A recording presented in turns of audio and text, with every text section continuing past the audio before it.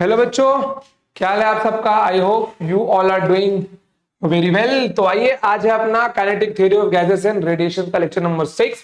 तो आज जो हम लोग टॉपिक पढ़ने वाले हैं बच्चों, वो है अपना परफेक्टली ब्लैक बॉडी, और उसके अंदर है उसका एक छोटा सा subtopic, then emission of heat radiation, और उसका सब टॉपिक है बच्चों कोएफिशिएंट ऑफ एमिशन ऑफ और एमिसिविटी। आगे जाकर यहाँ पे एक हम लोग रिलेशन देखेंगे जो कि आता है अपने किरचॉफ लॉ के अंदर, वो है A इक्वल्स टू E, और वेरी स्पेसिफिकली बोला जाए फॉर द और वेवलेंथ्स और ऑल स्पेक्ट्रम्स बच्चों, वो होगा A lambda equals to E lambda.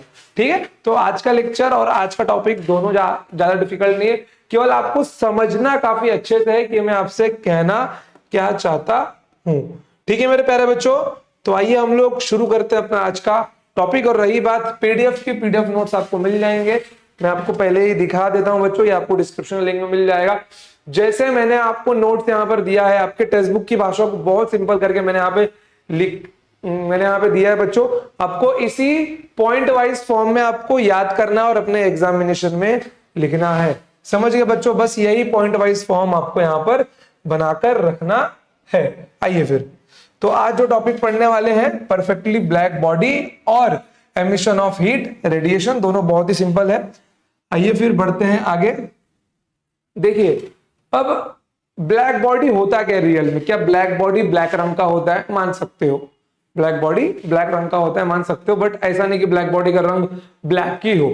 जितने भी रंग हैं उनमें ब्लैक रंग एक ऐसा है जो सबसे ज्यादा हीट रेडिएशंस को एब्जॉर्ब करता है, जो सबसे ज्यादा हीट रेडिएशंस को एब्जॉर्ब करता है। जैसे कि हमने जब इसके पिछले वाला लेक्चर देखा था कि जो अपनी हीट एनर्जी है वो तीन फॉर्म में देखी थी, या तो वो रिफ्लेक्ट होगी, या तो वो मटेरियल के सरफेस पे एब्जॉर्ब होगी, या तो वो वहां से क्या होगी बच्चों, ट्रांसमिट होगी। जो रिफ्लेक्ट होगी वो होगी रिफ्लेक्टेड एनर्जी, जो एब्जॉर्ब होगी वो होगी एब्जॉर्ब्ड एनर्जी, और जो ट्रांसमिट होगी वो होगी ट्रांसमिटेड एनर्जी। अगर मैं परफेक्टली ब्लैक बॉडी या आइडियल ब्लैक बॉडी की बात करता हूं बच्चों, तो ये एक ऐसा ऑब्जेक्ट है, इसके ऊपर जितनी भी हीट एनर्जी रेडिएंट एनर्जी गिरती है ये उन सबको एब्जॉर्ब कर लेता है।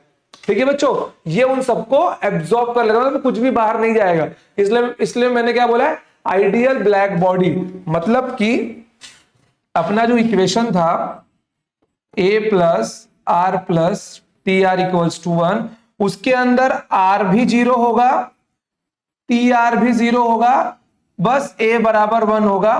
तो उसको मैं क्या बोल दूंगा बच्चों, उसको मैं बोल दूंगा गुड एब्जॉर्बर और आइडियल एब्जॉर्बर, या फिर अपना परफेक्टली ब्लैक बॉडी।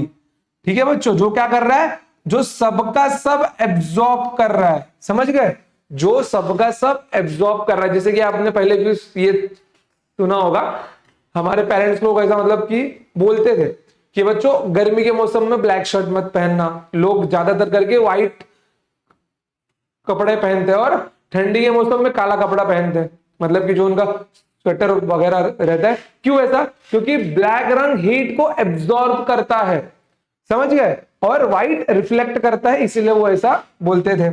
समझ गए यहां पर आप लोग? कोई प्रॉब्लम यहां पर नहीं है बिल्कुल भी। तो देखो यहां पर मैं एक एक लाइन आपको एक्सप्लेन करते चलता हूं। A body that absorb all incident radiant energy is known as ideal और परफेक्टली ब्लैक बॉडी। पेपर में भी आपको यही लिखना है, ठीक है।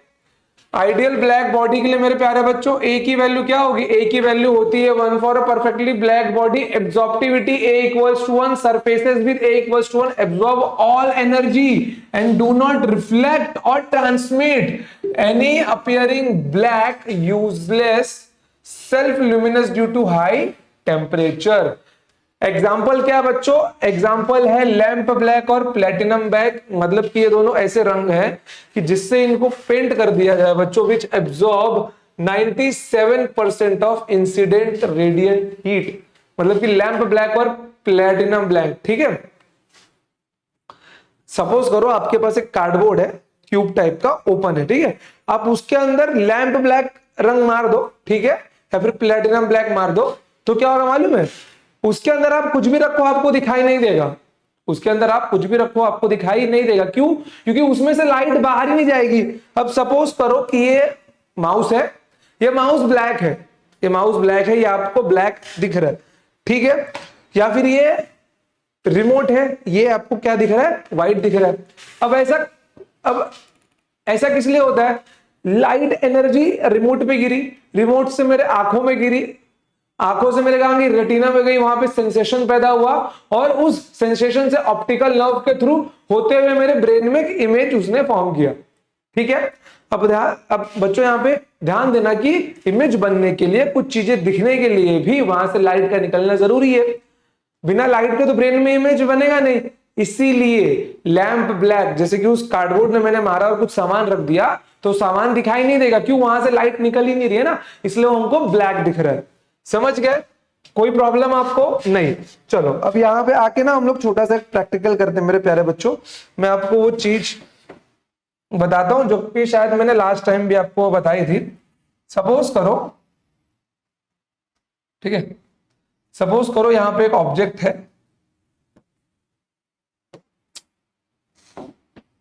यहां पे एक ऑब्जेक्ट है, ये हॉट है, ठीक है, यहां पे एक और ऑब्जेक्ट है मेरे प्यारे बच्चों, ये कोल्ड है, ठीक है, ये कोल्ड है। रंग चेंज कर देगा,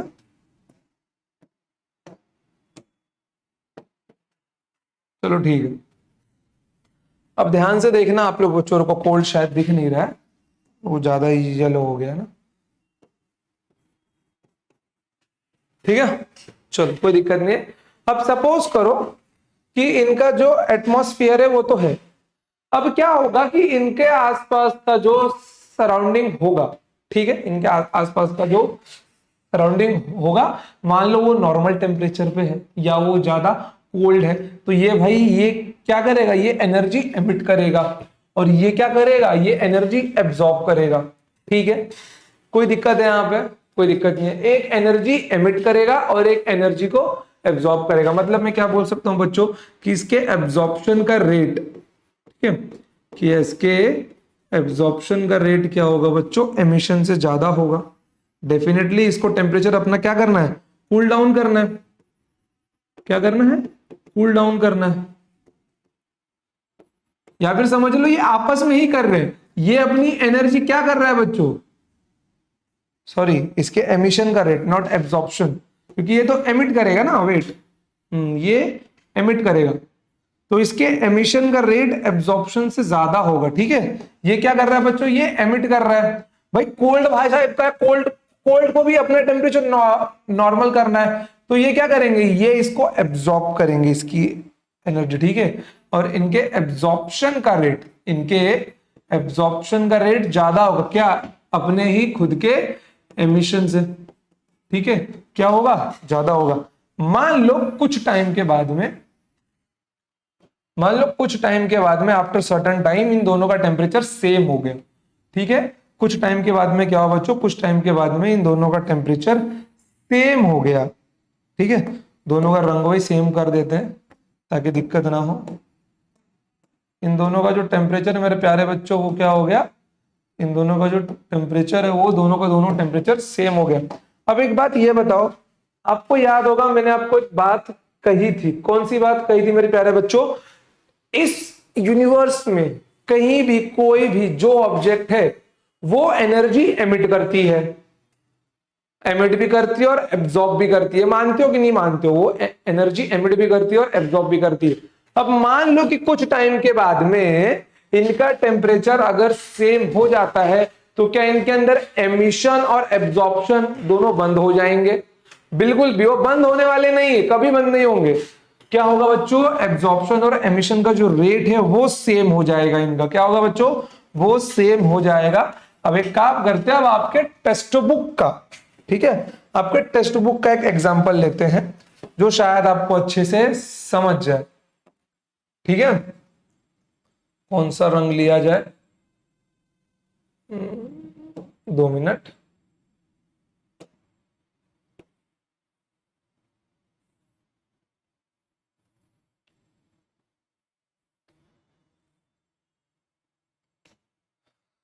चलो प्रेजेंट नहीं है, सपोज कर लो कि मैंने 2 ऑब्जेक्ट लिया हुआ है। ठीक है, 2 ऑब्जेक्ट लिया हुआ है, एक ब्लैक बॉडी है, ठीक है, मान के चलो बच्चों कि एक ऑब्जेक्ट को मैंने पूरा का पूरा बाहर से अंदर की ओर ब्लैक रंग से रंगा हुआ है, ठीक है।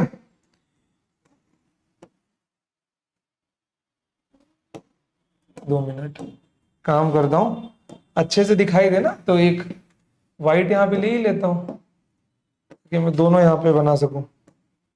देखिए,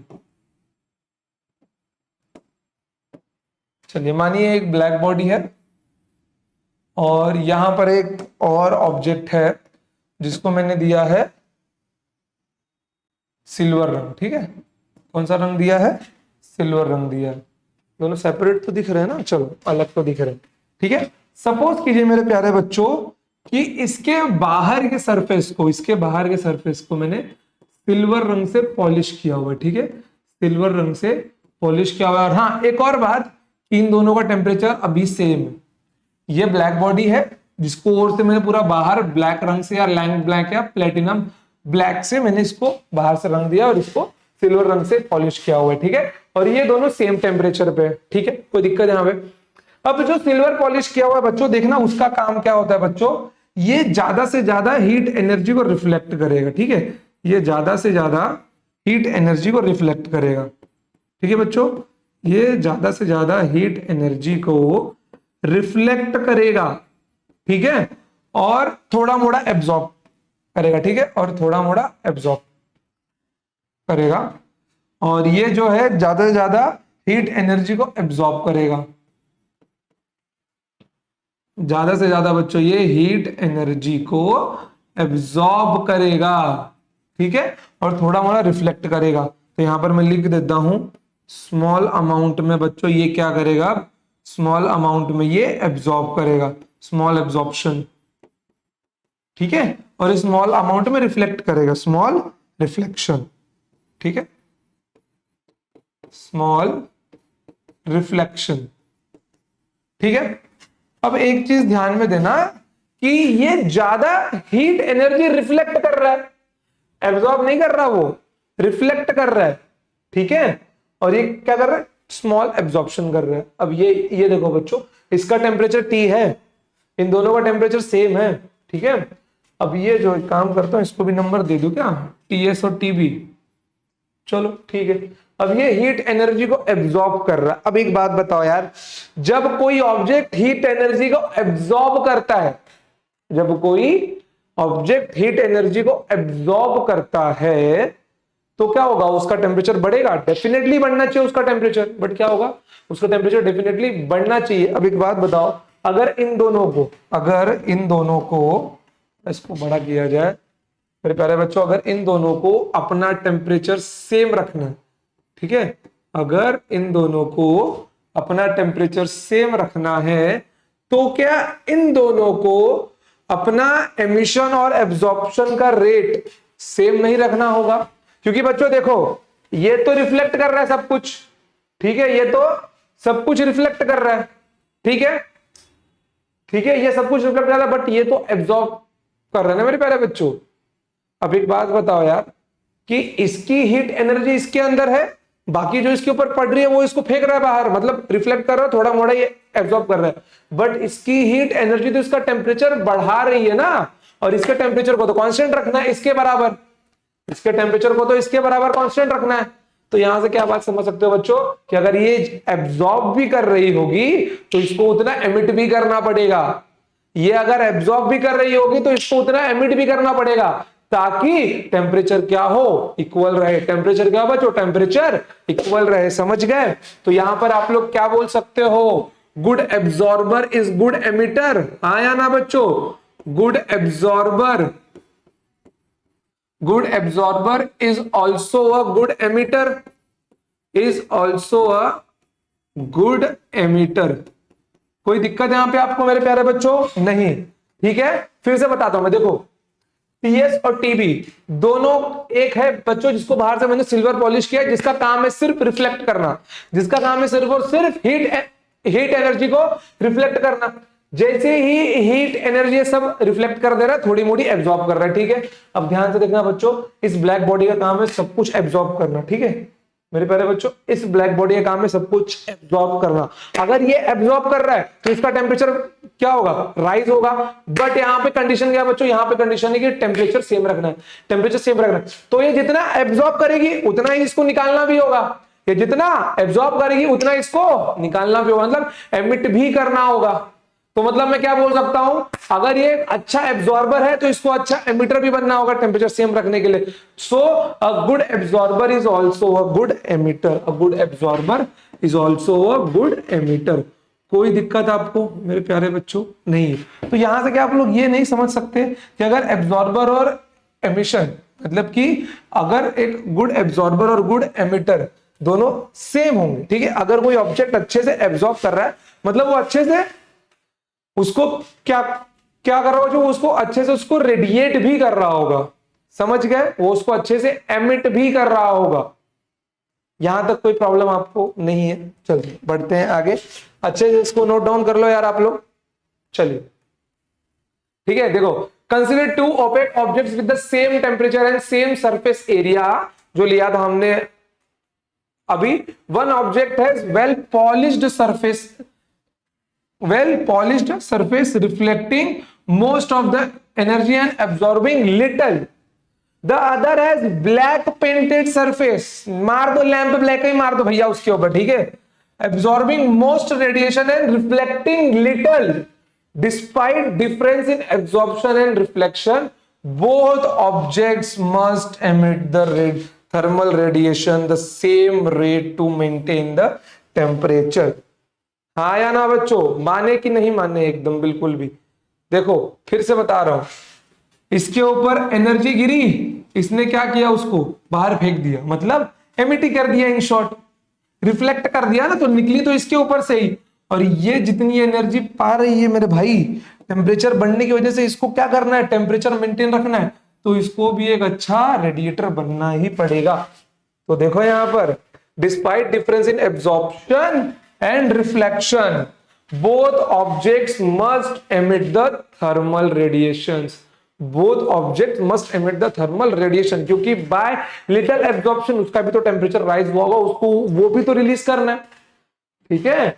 Both objects must emit the thermal radiations the same rate to maintain the temperature, ठीक है। चलो अब ये दोनों का टेम्परेचर सेम होगा, क्या ऑब्जेक्ट का वो एब्जॉर्प्शन और एमिशन बंद हो जाएगा, नहीं। अब इनका एब्जॉर्प्शन और एमिशन सेम रेट पे चालू है, इसलिए मैं बोल सकता हूं कि उन ऑब्जेक्ट का क्या होगा बच्चों, जो एब्जॉर्प्शन और एमिशन का रेट है सेम है, इसलिए उनका टेम्परेचर बराबर है। जैसे कि मैं यहां पे दिखाया था, कहां गया हुआ, काट दिया था क्या मैं, शायद हाँ काट दिया था, ठीक है। फिर से बना लेते हैं। देखो जैसे मैंने आपको दिखाया था, एक ऑब्जेक्ट मैंने यहां पे लिया था और एक ऑब्जेक्ट मैंने यहां पे लिया था, एक अपना हॉट था और एक अपना कोल्ड था, ठीक है बच्चों। बट कुछ टाइम के बाद में क्या हुआ बच्चों, कुछ टाइम के बाद में उन दोनों का टेम्परेचर सेम हो गया, तो क्या उन्होंने एब्जॉर्प्शन और एमिशन बंद कर दिया होगा, नहीं बच्चों। अब उनका क्या होगा बच्चों, रेट समान हो गया। मतलब सपोज करो कि ये डिजिटल बोर्ड का मार्कर है और ये एसी का रिमोट है, ठीक है। अब आप लोग ये बताओ बच्चों, मान लो एसी का टेम्परेचर अभी 18 डिग्री सेल्सियस है, ठीक है। अब मान के चलो बच्चों, आफ्टर 1 आवर इन दोनों का क्या होगा बच्चों, ये दोनों भी एसी के टेम्परेचर पे आ चुके होंगे 18 डिग्री सेल्सियस। क्या इन्होंने एब्जॉर्प्शन और एमिशन बंद कर दिया होगा, नहीं। अब इन दोनों का टेम्परेचर अगर 18 डिग्री सेल्सियस है, मतलब टेम्परेचर तो सेम है, मतलब एब्जॉर्प्शन और एमिशन का रेट बराबर हो गया है। समझिए क्या हो गया बच्चों, एब्जॉर्प्शन और एमिशन का रेट बराबर हो गया है। कोई दिक्कत यहाँ पे आपको, कोई दिक्कत नहीं है। चलिए बढ़ते हैं आगे, सब लिख के लेना। Relation between absorption and emission, good absorber are also good emitters and poor absorbers are poor emitters, मतलब कि वाइस वर्सा, ठीक है। The black painted object being a good absorber needs to radiate more to maintain the temperature. समझ गए बच्चों, उसको अपना temperature maintain रखने के लिए ज्यादा एनर्जी को रेडिएट भी करना पड़ेगा। मतलब a good absorber is also a good radiator और emitter. This implies that the rate of emission, ये इंपॉर्टेंट पॉइंट है मेरे प्यारे बच्चों, this implies that the rate of emission must be equal to the rate of absorption for thermal equilibrium, for the thermal equilibrium मेरे प्यारे बच्चों, ये आपको एमसीक्यू में आ सकता है। समझ गए? चलो, correlation between absorption and reflection, an object must be either absorb और रिफ्लेक्ट इंसिडेंट एनर्जी। डेफिनेटली यार, ठीक है, वो उसको एब्जॉर्ब करेगी या रिफ्लेक्ट करेगी, ट्रांसमिट भी हो सकता है, बट हम लोग दो ही देख रहे हैं। A poor absorber is a good reflector. क्या बात है यार, जो एब्जॉर्ब नहीं कर पा रहा तो वो रिफ्लेक्ट ही करेगा ना। सॉरी सॉरी सॉरी, ठीक है बच्चों, देखो, जो एब्जॉर्ब नहीं कर पा रहा है वो तो रिफ्लेक्ट ही करेगा, और ट्रांसमिट करने के लिए भी वहां से निकलना तो पड़ेगा ना। ठीक है, this correlation is why silvering the walls of vacuum bottles और थर्मोप्लास्ट इज इफेक्टिव। सपोज, समझ गया ना बच्चों, कि जो अपनी स्टील की बॉटल्स होती है उसके बाहर का रंग, कौन सी थर्मस वाली बॉटल्स जो भी रहती हैं, बाहर का रंग सिल्वर क्यों होता है? समझ गए? सिल्वर क्यों होता है? क्योंकि वो ज्यादा एनर्जी रिफ्लेक्ट कर देती है, वो ज्यादा एनर्जी रिफ्लेक्ट कर देती है, इसके लिए उनका रंग क्या होता है बच्चों? ज्यादातर सिल्वर होता है। ठीक है, प्रैक्टिकल एग्जांपल्स मेरे भाइयों क्या होता है अपना इसके अंदर? Lamp black and platinum black. ठीक है, ये 97% तक एब्जॉर्ब कर लेता है। अब ये देखो, एक आपका आता है फेरिस ब्लैक बॉडी, जैसे कि ये है। अब ध्यान से देखना बच्चों, फेरिस ब्लैक बॉडी क्या होता है? ये बाहर से एक डबल कोटेड, मतलब डबल वॉल्ड यहाँ पे स्ट्रक्चर लिया गया, जिसको बाहर से सिल्वर पॉलिश सरफेस, मतलब सिल्वर रंग से पॉलिश किया गया पूरा। ठीक है, और इसके अंदर का जो एरिया है बच्चों, उसको क्या किया गया? अंदर के एरिया को लैंप ब्लैक से पेंट किया गया है। ठीक है, मतलब लैंप ब्लैक से कोटेड किया गया, और इसके बीच में क्या बच्चों? ये इवैक्यूएटेड स्पेस है, मतलब वैक्यूम बोल सकते हो। ठीक है, चलिए ध्यान से देखिए। अब यहाँ पे एक छोटा सा अपार्चर है बच्चों। ठीक है, एक बहुत छोटी सी जगह है जहां से क्या होगी? रेडिएशन अंदर जाएगी। जहां से क्या होगी बच्चों? रेडिएशन अंदर जाएगी। अब एक बार ध्यान से देखना आप लोग, मैं थोड़ा सा आप लोगों को चीप एनिमेशन से दिखाने की कोशिश करता हूं कि यहां से क्या हुई बच्चों? एनर्जी अंदर गई। अब यहाँ पे ध्यान से देखना, यहाँ पे लगा हुआ है कोनिकल अपार्चर। इसका काम क्या होता है बच्चों? इसका काम होता है सिर्फ इसको रिफ्लेक्ट करना। ठीक है, सिर्फ इसको रिफ्लेक्ट करना। आप ध्यान से देखिए मेरे प्यारे बच्चों, यहाँ पे क्या हुई? एनर्जी रिफ्लेक्ट हुई। अंदर लैंप ब्लैक है, इसलिए क्या हुआ? एब्जॉर्ब हुआ, और जो एब्जॉर्ब ने वो वापस क्या हो गया? रिफ्लेक्ट हो गया। थोड़ा एब्जॉर्ब हुआ, बाकी जो एब्जॉर्ब ने वो फिर रिफ्लेक्ट हो गया। फिर क्या हो? फिर एब्जॉर्ब हुआ, फिर रिफ्लेक्ट हो गया। तो ऐसे क्या हो रहा है बच्चों? ये जो एनर्जी है अंदर ऐसे ही एब्जॉर्बर और रिफ्लेक्शन के थ्रू अंदर ही रह जाती है, बाहर नहीं आ पाती। तो इसको हम लोग बोल सकते हैं कि भाई ये परफेक्टली ब्लैक बॉडी बन सकती है, क्योंकि इसके अंदर जो एनर्जी गई वो बाहर ही नहीं आई। इसके अंदर जो एनर्जी गई बच्चों वो बाहर ही नहीं आई। समझ गए? कोई दिक्कत यहां तक? क्लियर है एकदम? चलिए, तो अगर इसके ऊपर सवाल आता है तो आएगा तो बिल्कुल भी नहीं। तो ये सब आप लोग देख लो बच्चों, अपैरेटस क्या क्या लगा हुआ है, अपर्चर का फंक्शन क्या है? Aperture prevents reflection, ensuring minimal radiation escape. Conical projection, देखो बच्चों यहाँ पे conical projection ensure non normal incidence of rays. ठीक है, aperture acts like a perfect black body. तो ठीक है, सब पढ़ लेना, लिख लेना, बहुत ही इजी है। चलिए, नोट्स कंप्लीट कर लेना अपने बस आप लोग। चलिए, अब आते हैं, अगला टॉपिक है बच्चों एमिशन ऑफ हीट रेडिएशन। ठीक है बच्चों, क्या है अगला टॉपिक? है अपना बच्चों एमिशन ऑफ हीट रेडिएशन। ठीक है बच्चों, पहले जो बोर्ड पे लिखा हुआ है उसको आप लोग लिख लो एक बार। ठीक है, पहले जो बोर्ड पे लिखा हुआ है एक बार उसको आप लोग लिख लो। ठीक है, amount of heat radiated by a body depends upon the absolute temperature of the body, the nature of the body, surface area of the body and time duration of for which body emits radiation T। इतना लिख लो। लिख लिया आपने? आइए चलिए थोड़ा सा बात किया जाए। देखिए यहां पर सपोज कीजिए कि यहां पर एक अपने पास ऑब्जेक्ट है। ठीक, कोई भी मान लो मैंने सर्कल लिया है, एरिया कुछ भी रह सकता है उसका, कोई प्रॉब्लम वाली बात नहीं है, एरिया कुछ भी रह सकता है। ठीक है, सपोज करो कि ये हीट एमिशन, ये हीट एनर्जी को एमिट कर रही है। ठीक है बच्चों, ये हीट एनर्जी को एमिट कर रही है। कोई प्रॉब्लम है यहाँ पे आपको? ये हीट एनर्जी को मेरे प्यारे बच्चों एमिट कर रही है। अब ध्यान से देखना आप लोग। ठीक है, अब ध्यान से देखना कि यहाँ पे देखने वाली बात ये है मेरे प्यारे भाई, यहाँ पर देखने वाली बात ये बच्चों कि इसका जो एमिशन ऑफ हीट रेडिएशन वो किस पे डिपेंड कर रहा है यार, जितना ज्यादा एरिया, कहाँ गया भाई अपना वो जमजम वाला मार्कर, ठीक है प्यारे बच्चों, जितना ज्यादा एरिया उतना ज्यादा क्या होगा, हीट रेडिएशन एमिट होगा, समझ गए, जितना ज्यादा एरिया उतना ज्यादा हीट रेडिएशन एमिट होगा। मान लो वो एरिया इतना होता तो भैया और फैलता, मान लो इतना होता थोड़ा और फैलता, मतलब फैल रहा है भैया बस, समझ गए। तो किस पे डिपेंड कर रहा है, ये एरिया पे डिपेंड कर रहा है, मतलब मैं क्या बोल सकता हूं, heat energy is directly proportional to area, हाँ या ना, heat energy is directly proportional to area. और वो किस रेट से एमिट हो रहा है मेरे प्यारे भाई, वो किस रेट से एमिट हो रहा है, मतलब कितने टाइम पे, किस टाइम ड्यूरेशन में वो बॉडी एनर्जी को एमिट कर रहा है, ठीक है। तो मतलब वो किस पे डिपेंड करेगा, वो डिपेंड करेगा एरिया और टेम्परेचर पे, ठीक है। बाय द वे कितना अमाउंट रेडिएशन होगा वो टेम्परेचर पे भी डिपेंड करेगा, एरिया पे भी डिपेंड करेगा और टाइम पे भी डिपेंड करेगा। अब एक काम करो मेरे मेरे प्यारे बच्चों, इन दोनों को इक्वल कर दो यार, 2 मिनट स्लाइड की कॉपी कर ले,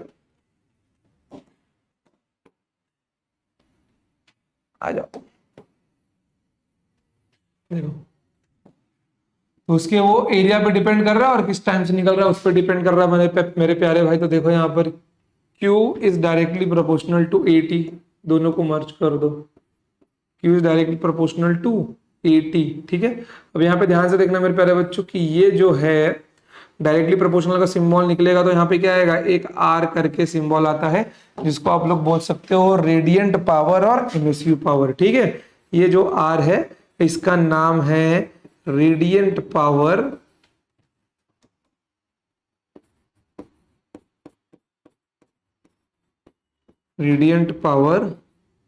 और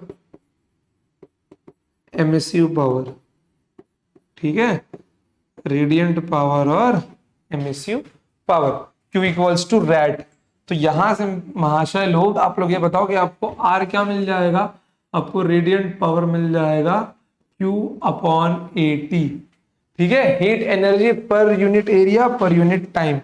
समझ गया बच्चों, क्या क्या हो गया ये आपका स्टेटमेंट में क्या लिख सकते हो इसको आप लोग यहां पर, हीट एनर्जी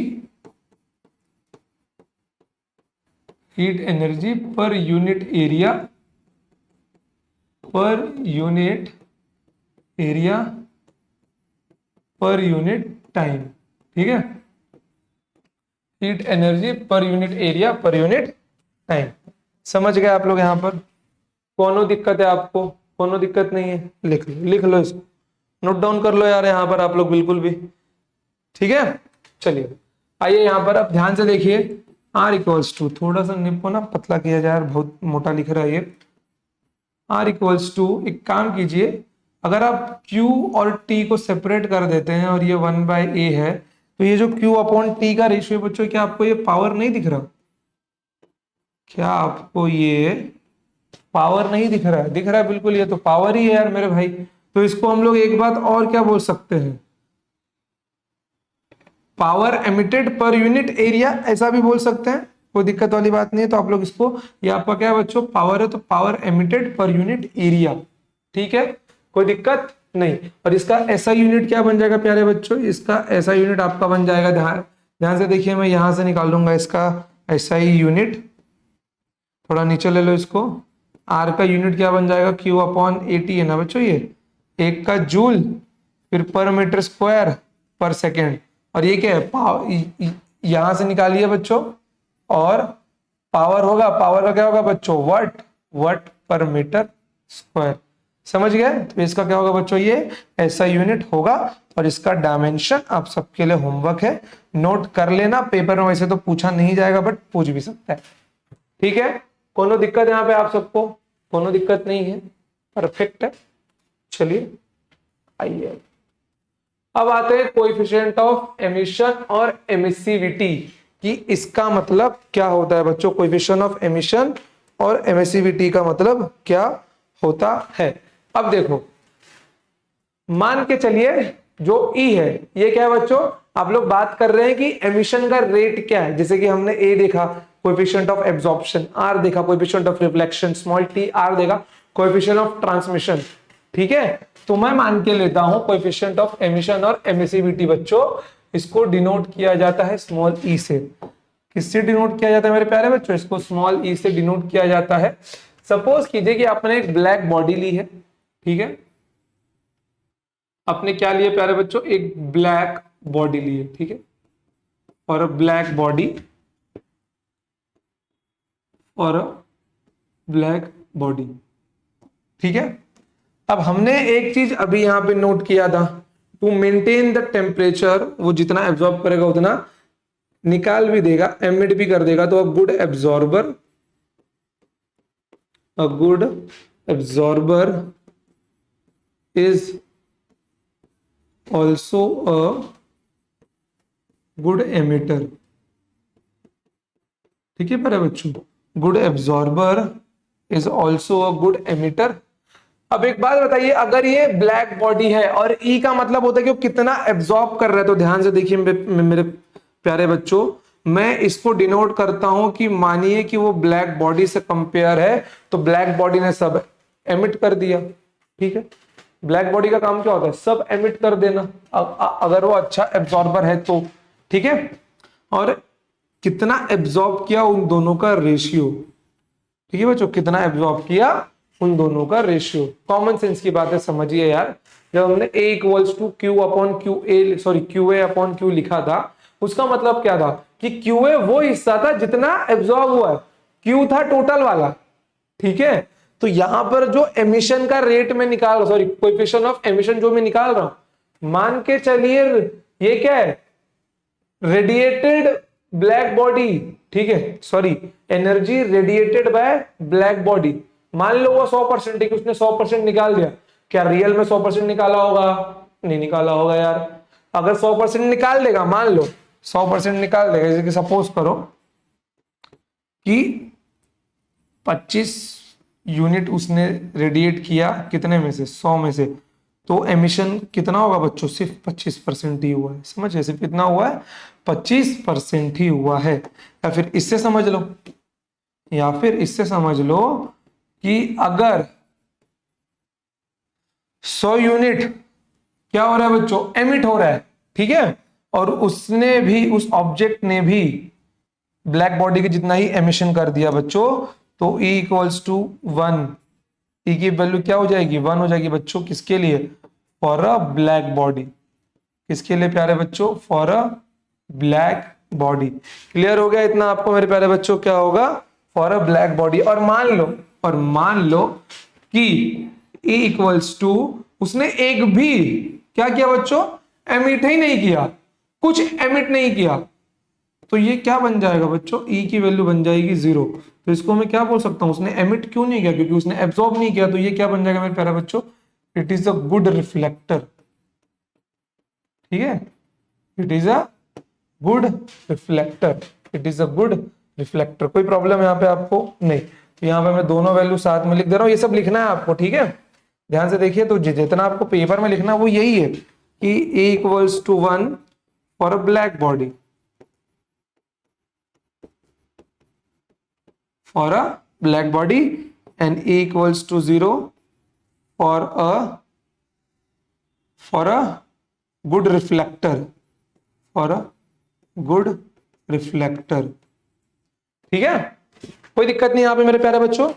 तो आइए अब अपना ये टॉपिक हो जाता है खत्म। किरचॉफ लॉ एक ऊपर से आपको ओवरव्यू में दे ही देता हूं। किरचॉफ लॉ क्या है बच्चों? किरचॉफ लॉ वो है जिसके अंदर एब्जॉर्प्शन और एमिशन, इन दोनों का रेट क्या होता है बच्चों? बराबर होता है। मतलब जितना एब्जॉर्ब करेगा उतना ही एमिट करेगा। ये हम लोग मैथमेटिकली और हम लोग थ्योरेटिकली उसको प्रूव भी करके देखेंगे, ठीक है। एक और बात जो मैं आपको बताना चाहता हूं, कहां के लिए? वो इसी टॉपिक के लिए है, सिर्फ सुनना आप लोग, ठीक है। आपने हेलोजन वाला बल्ब देखा होगा, हेलोजन वाला आपने बल्ब देखा होगा, तो आपने क्या नोटिस किया होगा? ध्यान से सोच के देखिए। आपने ये नोटिस किया होगा बच्चों कि एक सर्टेन टेम्परेचर के बाद में जो फिलामेंट है वो लाल हो जाता था। तो क्या होता था बच्चों वहां पर? तो वहां पर वो लाल रंग एमिट करता था, चारों ओर फैल जाता था, ठीक है। आपने बहुत जगह देखा होगा। अब एक बात बताइए बच्चों कि आपने गांव में एक छोटा सा वो क्या होता है, चूल्हे टाइप में रहता है गोल सा, ठीक है, उसके ऊपर कॉइल्स बने हुए होते थे जिसके ऊपर लोग रोटियां पकाते थे और अपना खाना गर्म किया करते थे गांव में। अगर गैस वगैरह नहीं है तो बिजली के ऊपर इस साधन से उनका खाना पकता था, मतलब पकता भी है, आज भी बहुत जगह होगा, फोटो नहीं लगाया वरना फोटो में आपको दिखाता। अब यहाँ पे क्या होता है, जरा सिर्फ सोच के देखिए बच्चों, जब हम लोग हीट एनर्जी प्रोवाइड करते हैं ड्यू टू इलेक्ट्रिसिटी, तो वो हीट एनर्जी किसी टेम्परेचर पे रहती होगी डेफिनेटली। जब वो नॉर्मल टेम्परेचर, मतलब जब उसके ऊपर मैंने इलेक्ट्रिसिटी या हीट एनर्जी नहीं दिया, तब वो सिल्वर रंग में है। बट जब मैंने उसको हीट एनर्जी दिया तो वो धीरे धीरे धीरे क्या होगा बच्चों, वो लाल रंग में दिखने लगता था। मतलब मैं क्या बोल सकता हूं बच्चों कि एक सर्टेन टेम्परेचर के आने के बाद में वो एक सर्टेन रंग एमिट करता है ना, कि एक सर्टेन टेम्परेचर पे आने के बाद में वो एक सर्टेन रंग एमिट करता है। बंद कीजिए तो वो लाल से धीरे धीरे काला होगा, क्या होगा, धीरे धीरे काला होगा, फिर अपने सिल्वर रंग में वापस लौट जाएगा। तो इससे क्या समझ में आया कि जब वो लाल था हाई टेम्परेचर पे, टेम्परेचर धीरे धीरे क्या हुआ, कम मतलब चेंज हुआ ना, तो वो काले रंग का हुआ, किसी सर्टेन टेम्परेचर पर रहा होगा, फिर वो सिल्वर रंग पे जाएगा किसी सर्टेन टेम्परेचर पे। मतलब क्या समझ गए आप लोग बच्चों कि यहां पर टेम्परेचर के ऊपर भी अपना रंग, मतलब कौन सा रेडिएशन एमिट होगा ऑब्जेक्ट में से, वो भी डिपेंड करता है। तो साइड में मैं यहाँ पे कहीं पे लिख देता हूं, कहां लिखूं भाई, यहां पे लिख देता हूं कि फिलामेंट में से जब लाल रंग निकलता था बच्चों वो रहता था 800 डिग्री सेल्सियस पे, और उसके बाद में अगर मैं उसको 3000 डिग्री सेल्सियस तक हीट करूंगा तो यहां से निकलता था बच्चों रेड कलर, ठीक है, और यहां से निकलेगा बच्चों व्हाइट, ठीक है, कौन सा निकलता था, व्हाइट कलर निकलता था।